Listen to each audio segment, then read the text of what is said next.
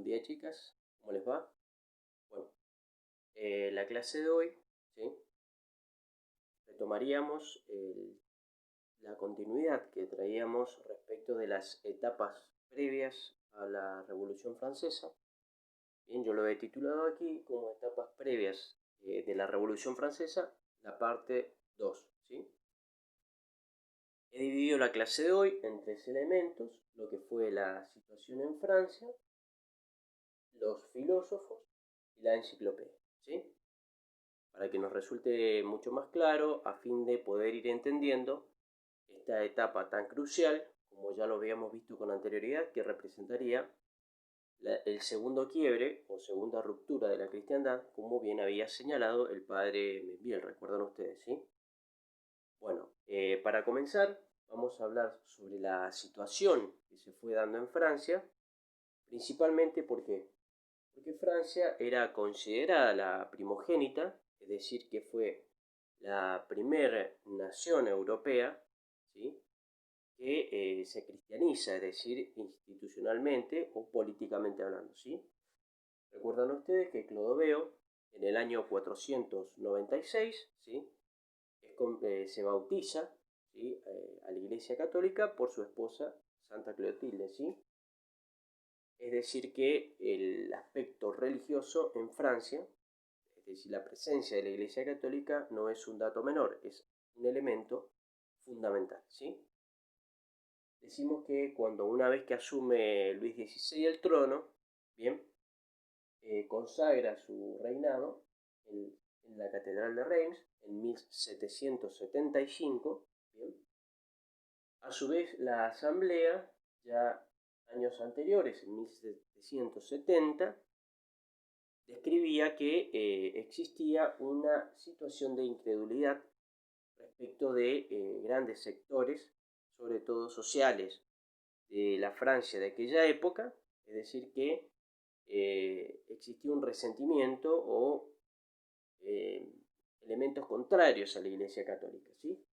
Pese a que aún se daban la presencia de grandes santos y de muchos hombres piadosos, sobre todo en el sector más bien del campesinado, ¿sí? Recuerdan ustedes que por estos años San Luis María Griñón de Montfort realiza toda su obra evangelizadora en lo que después sería la resistencia a esta revolución, que fue la conocida Guerra de la Vendée, ¿sí?, que ya a posterior vamos a ir detallando lo que en sí consistió esta resistencia a la revolución en el aspecto de la defensa del rey y la defensa de la fe católica, ¿sí? Existió también una crisis en la educación. Recuerdan ustedes que con la expulsión de los jesuitas, la educación queda prácticamente entregada a aquellos jansenistas y también a las nuevas ideas, o como ellos se autoproclamarían, este nuevo renacer de las luces, ¿sí? El galicanismo es un elemento preponderante también por esta época, dado que el galicanismo hace referencia a la centralidad religiosa que Francia quería. Recuerdan ustedes con la crisis de Aviñón, ¿sí?, ya desde inclusive Felipe el Hermoso. Recuerdan ustedes que Francia quiso centralizar inclusive hasta la autoridad papal, trasladarla a Francia, inmiscuida siempre en intereses políticos, ¿sí?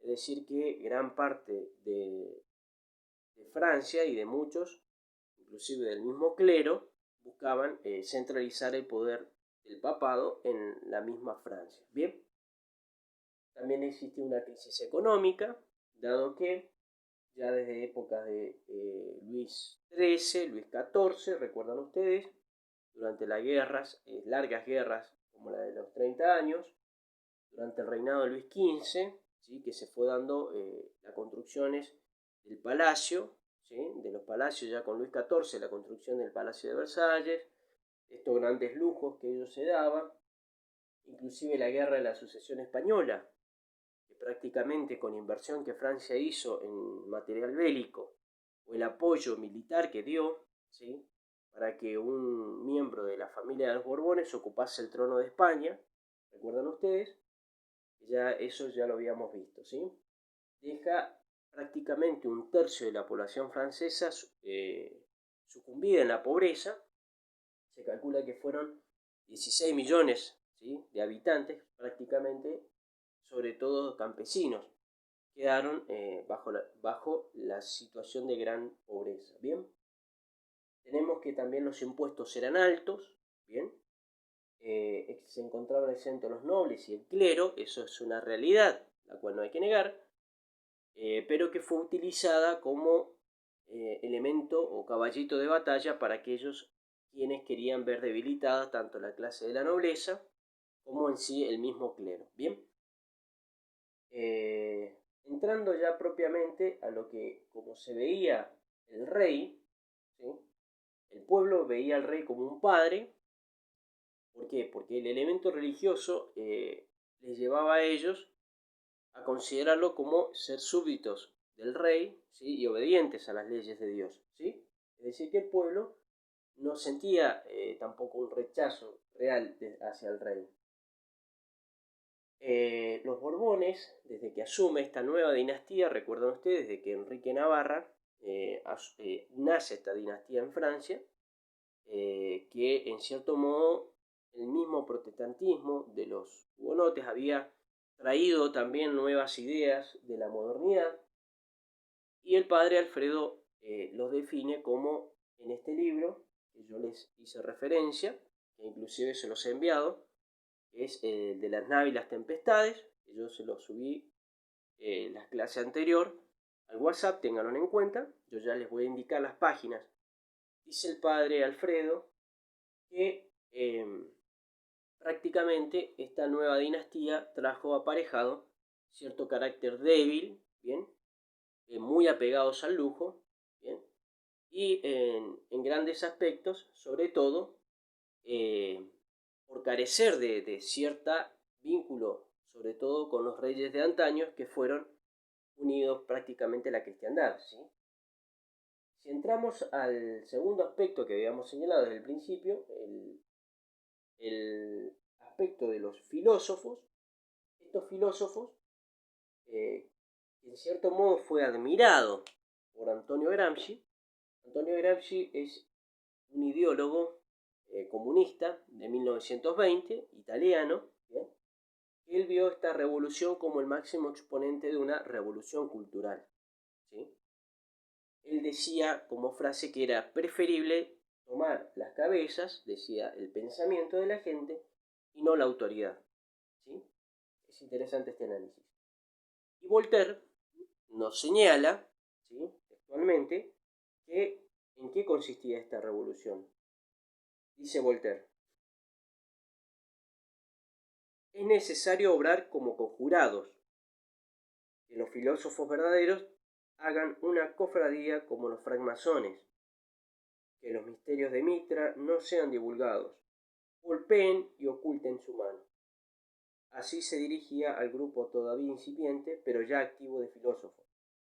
En carta a su amigo D'Alembert decía: es preciso que haya 100 manos invisibles que horaden el monstruo, haciendo alusión a la iglesia, de modo que caiga bajo 1000 golpes redoblados. Aún la táctica fue propia de complotados. Es decir, que ellos mismos se veían como conjurados, es decir, que conspiraban, ¿sí?, con gran objetivo de la destrucción de la iglesia, porque ellos sabían que destruir la iglesia demandaba como resultado final también la destrucción de la monarquía, ¿sí? Barruel también es otro pensador, ¿sí?, más bien historiador de la Revolución Francesa, muy acertado, definía, dice que el filosofismo, haciendo alusión a cómo se utilizó esta filosofía, estos pensadores, como ideología. Y decía Barruel, nos ofrece una definición más precisa. El filosofismo en general es el error de aquellos que, reduciendo todo a su propia razón, rechazan en materia de religión toda otra autoridad que no sea la de las luces naturales. Es el error de aquellos que en adelante se rehúsan a todo misterio que supere a su razón. de aquellos que rechazando la revelación echan por tierra completamente la religión cristiana, so pretexto de mantener la libertad, los derechos de la razón y la igualdad de esos derechos en cada hombre. Es decir que, en definitiva, esa filosofía que ellos propugnaban, esta filosofía moderna, estaba totalmente apartada de la fe cristiana. ¿Bien?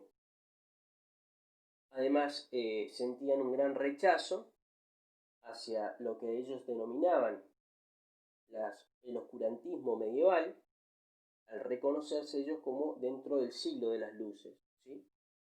Eran grandes literatos, yo les puse aquí sofistas. Recuerdan ustedes que Sócrates, este antiguo filósofo de la era griega, luchó contra estos hombres que él mismo decía que eran mercenarios, que manipulaban a través del lenguaje lo que ellos querían decir o considerar como cierto, ¿sí? E inclusive ellos mismos para escribirse cartas entre Voltaire y varios ideólogos de la época utilizaban el nombre de estos sofistas, ¿sí? Como el caso de varios que utilizaban como el nombre de Protágoras, y haciendo alusión a aquellos hombres del pasado, que a ellos los hacía sentir como un ejemplo, ¿sí? También introdujeron la idea del progreso indefinido, porque ellos consideraban que el hombre, parte de un pensamiento moderno, va directo hacia el progreso, lo cual es absolutamente falso, ¿sí? Los filósofos lo podíamos dividir en dos aspectos, ¿sí? Muchos de ellos eran deístas. El deísmo nace en Inglaterra, es decir, que reconocían la existencia de Dios, no eran ateos, pero veían como que Dios era aquel gran arquitecto, como en los primeros grados de la masonería sostiene, que Dios es el constructor de este gran reloj, ¿sí?, de la creación, pero que su voluntad se desliga absolutamente del devenir del hombre, ¿sí? Es decir, que prácticamente echa a andar este reloj, este gran arquitecto, para ellos, pero que de nada sirve, es decir, no creen en definitiva la participación de Cristo en la historia del hombre, para nada de eso, ¿sí? Entre los filósofos deístas que ellos tomarían se encuentra Hume, se encontraría Hobbes, recuerdan ustedes que fue el escritor del Leviatán, se encuentra Locke, que era uno de los fundadores del liberalismo, y también se encontrarían dentro de esta línea de los filósofos directamente algunos que eran ateos, ¿sí?, como el caso de D'Alembert, ¿sí? También utilizaban como medio de propaganda las reuniones de los clubes y en salones, es decir que muchos de ellos, también reunidos con nobles o de grandes castas francesas, se reunían a debatir prácticamente. Es similar a lo que hace o lo que hacía actualmente Mirta Legrand, es decir, juntarlos en una mesa, charlar, debatir, que todo es opinable, ¿sí? Ridiculizando grandes principios, ¿sí?, de fe, ¿sí?, y ellos considerados como los únicos y verdaderos iluminados, ¿sí? También se manipuló la opinión pública a través de academias, es decir, de reuniones de literatos, a través de tertulias literarias, ¿sí?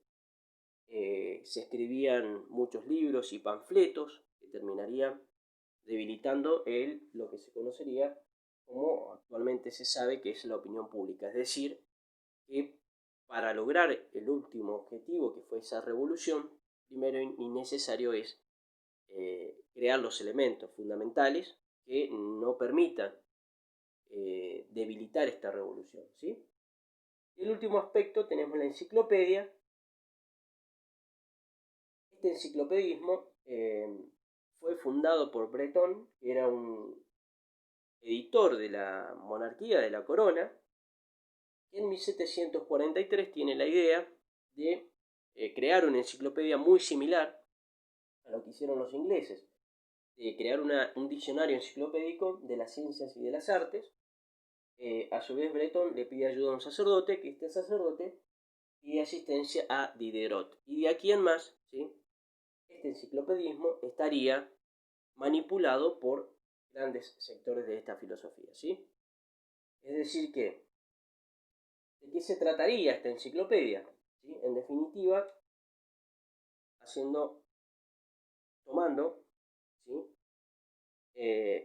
Lo que una estudiosa define, ¿sí?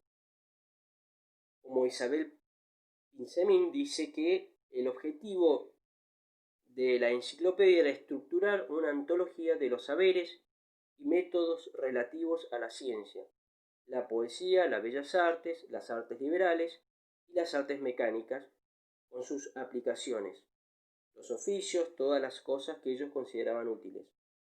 Saber para poder, como definía Bacon, era uno de los ideólogos del nominalismo, es el mismo ideal de los enciclopedistas, en neta oposición a la primacía de la contemplación, propia de la metafísica tradicional. Ya Descartes, tan apreciado por los pensadores de la escuela filosófica, buscó liberar a la filosofía de los grandes maestros griegos y en consecuencia también de los grandes teólogos. ¿Bien? Es decir que ellos tuvieron como objetivo solo considerar como ciencia, dentro de esta enciclopedia, aquellos que les resultase práctico, especulativo a lo tangible, es decir, solamente limitarnos a lo experimental, dejando de lado todo lo contemplativo. Es decir que respecto de la fe, ¿sí?, quedaría directamente relegada en esta enciclopedia. Bien. Bueno, chicas, yo les voy a dejar las páginas de las cuales he extraído esta clase. La tarea sería la siguiente: realizar un texto, ¿sí? En forma expositiva que resuma la clase de hoy. Así pueden ustedes también tener la oportunidad de resumir lo leído, ¿sí? Bueno, les comento que voy a empezar a trabajar, ¿sí?, a través de la plataforma de Classroom, ¿sí? Yo ahora les voy a mandar la clase, el link, así se conectan y pueden ver este video. Pero les voy a pedir que si ustedes pueden crear un correo en Gmail, así se pueden conectar a mi plataforma de Classroom. Yo ya les voy a mandar la clave, ¿sí?, de la clase de hoy. Y la que no pueda o tenga alguna dificultad me lo hace saber a través de este correo, que este es mi correo de Gmail, ¿sí? De todas formas, les sugiero que ya próximamente, a partir de la semana siguiente, vamos a tratar de que todas ya trabajen en esta plataforma. ¿Cuál es el beneficio? Primero y principal, que yo me puedo ordenar un poquito más. Me he visto bastante saturado con trabajo en el correo anterior que yo tenía. Y esto nos daría un orden para establecer ya más los plazos de entrega de los trabajos y tener un mayor control, ¿sí? Sepan tenerlo en cuenta, entonces, para que ustedes se creen un correo por Gmail. Nos han sugerido, ¿sí?, desde la dirección que utilicen su nombre propio, chicas, para el correo, ¿sí? Así que, bueno, quedo a su disposición. Cualquier consulta me lo hacen saber a través de este correo. Bien, les agradezco, ¿sí?, su participación y el esfuerzo que están haciendo. Valoro muchísimo eso y quedo a su disposición. Que tengan una linda semana. Mucha suerte. Hasta luego.